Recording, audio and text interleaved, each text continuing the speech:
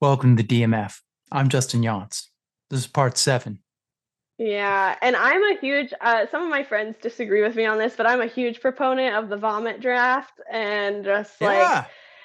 just write actively try to write the version of this script right now. Like try to write the worst version and you have something down and you have like a skeleton to go off of. And it's You know, like you the know who less said something yeah. similar to that was Willem Dafoe said, try and be a badass. Yeah. And I it's bet true. that There's works a for freedom to so that. many things, like so many artistic skills, because ultimately you just have to relax and not judge yourself to be good at all of these But if I artistic did it, I probably endeavors. would be like, wow, you're a bad actor. I'd be like, wait, Yeah, I feel no, like there's a that limit. wasn't what I wanted. Yeah, William, no, Willem, totally. get over here. I do feel like Willem can get away with that in in a way that Yeah, it's not easy to get everyone like can. like if you actually like there's a danger to that if you said, try and be a bad actor. I mean, there's many ways you could go and be like, I don't know my lines. Right, There right, you right, go. right. There's a bad actor. Be like, you Yeah. just start making up gibberish and be No, like, yeah, yeah, totally. like I think you need to go a little bit more in detail of what you mean by being a bad actor. Is there's somebody that could just take and be like, I'm just, be like, well, Willem Dafoe said just be a bad actor. So, I'm not gonna stand on my mark. Well, you're No, not in the shot totally. anymore. Yeah, for sure, for sure. But the beautiful thing about writing is no one ever has Yeah, to see that first exactly. draft, like different from acting, and that's the mental hurdle you have to get yourself over Yeah, is like if you write something down and you never want to put it out into the world, you don't have to. yeah. Like, Just do eh, it. Just write yeah, it. That's the hardest part is especially in this day and yeah. age. You got to sit And down I there and think just do it. I grew up on I read The War of Art and that Stephen Pressfield philosophy it Good feels book. very like it's good. It feels very masculine patriarchal to me where, Yeah, it's like just do it, just have the discipline, just be yeah. strong and resilient. And I think what's worked for me better with writing is Yeah. being really in touch with myself and my intuition as far as I'm very aware of like my worst traits when it comes to writing and my worst procrastination tendencies, but I don't like hate those parts of myself. I just more try to think about it like, how can I work around this? How can I be creative? How can I work through this? And like for me, I hate to say it, but sometimes putting on like the fireplace YouTube video and lighting a candle and setting a little ambiance, sometimes like showing that little bit Yeah. of self-care will get me to sit down and lock it and write. But when I like am just trying to grip it and like white knuckle it and like you don't have to Yeah. enjoy this process, that never really like worked for me and got me to write in a sustainable way. So I do think it's Same okay to here. take care of yourself, you know? Same here. I like to have an idea of where I'm going, and then I sit and it usually just kind of comes out because it's just because Mhm. I've set the circumstances for it to just be there. So I'm kind of in the head of that, and it's just trying to convey what I'm seeing in my head. Is Mhm. Yeah, I find the hardest thing in trying to do that into words. But I agree. Yeah. It's like I think it's more important for you to be comfortable, and I think you're right that idea of like no, you gotta be it's like what is it the David Goggins thing? It's be like you got to run 6 miles a day. It doesn't matter if your foot is broken. Just keep doing it Yeah. because your mind can go further than the body, and it's like I Yeah. think there's a middle ground here, I mean, I'm all for Totally. working hard, but then There's some tell value to that, but he's telling the story. It's like, yeah, I didn't go to the doctor, and now they found out that I really should have gone. And it's like, yeah, because your body was telling you that you were in pain. Like there's a limit to that. Yeah, you could just keep going and keep dragging the body through, but eventually if the body's not going to be able to do anything anymore because you've just, it's kind of like a battery. You got to right. charge it Totally. sometimes, And and finding I a sustainable practice for sure. Like yeah, it has to be sustainable. And I also think like what was so fascinating to realize about all of my professors making me feel bad about journaling is now Yeah. I mean I write every day because I do journal every day, but I don't write like Well, that's fiction cool. or scripts every day. And the thing is like I don't really have to write consistently because I am journaling every day. So when I do sit Mm, down to write a script, I'm pretty well practiced in like taking what I'm seeing or hearing in my head and putting it on paper. And I'm yeah. very in touch with like I can hear the thoughts I'm having. And that comes from journaling. And so I really don't have to get up at 6 a.m. and write my No. screenplay every Like single it, day.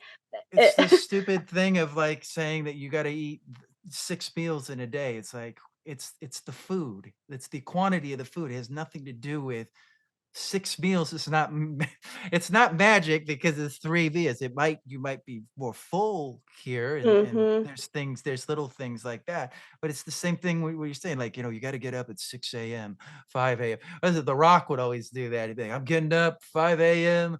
to work out and doing this. Like, okay, great, but I'm gonna work out at 10, and I'm still gonna be able to Yeah, do what I need to do because that works right. for me. And You know, I'm so happy for The Rock that he can do that, but the thing is if I tried to do that, I would just never work out ever.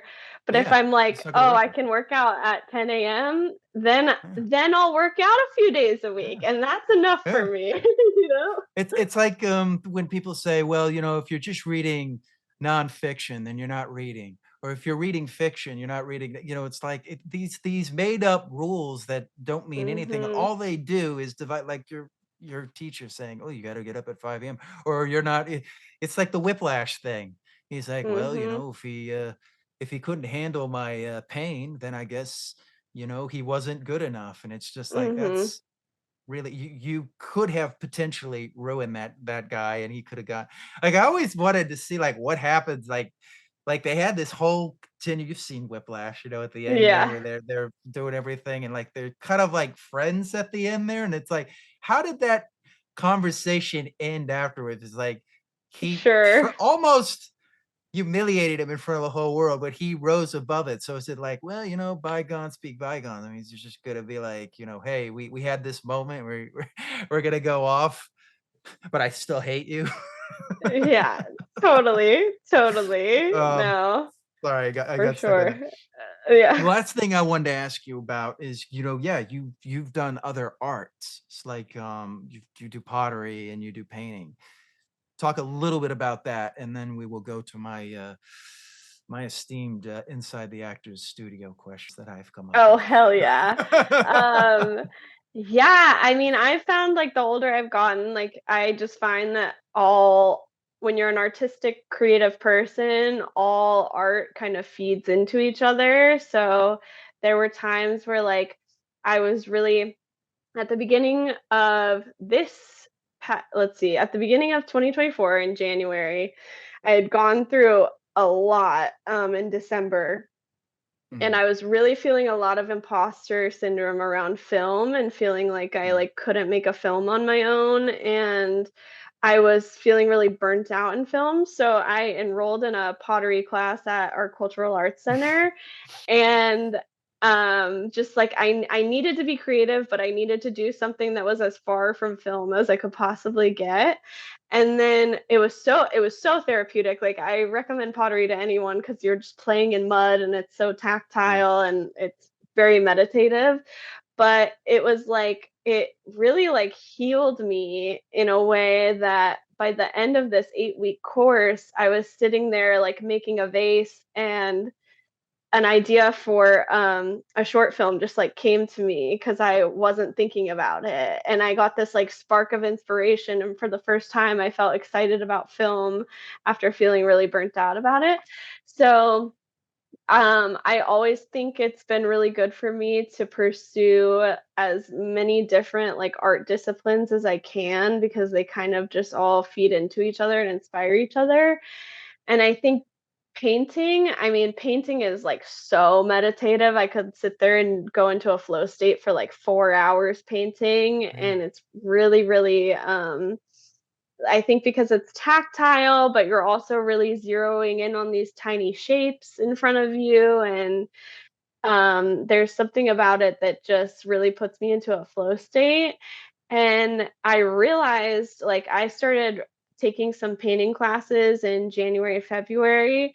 And then when I was shooting my short, my first like solo directing project in June, I had such a better understanding of lighting and how lighting works because I had spent so much time with paintings thinking about, okay, which pieces are the dark tones, which pieces are the mid tones, what are the light tones, and I had so much better of an understanding of the way that like light falls across people's faces and the way light comes through windows and diffuses through fabrics and things like that, because I had gone back to almost this much more like ancient version uh of lighting and thinking about lighting. And of course I'm Ah, thinking about the famous book is Painting with Light, for cinematographers.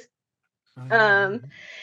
and so I think, um you know, it's, but also I don't want like pottery and painting to sound like they're things that I just do to make me better at film. I think they also are so good for like my mental health and Yeah, for me to just be like grounded in the present moment, for me to think about like what's beautiful and satisfying to me. And also I think it's so important to have art that you're not pursuing as a career, because it can be yeah, really, it could just really take a toll on your like artistic spirit when you're only thinking about art in the terms of how can it be a business for you.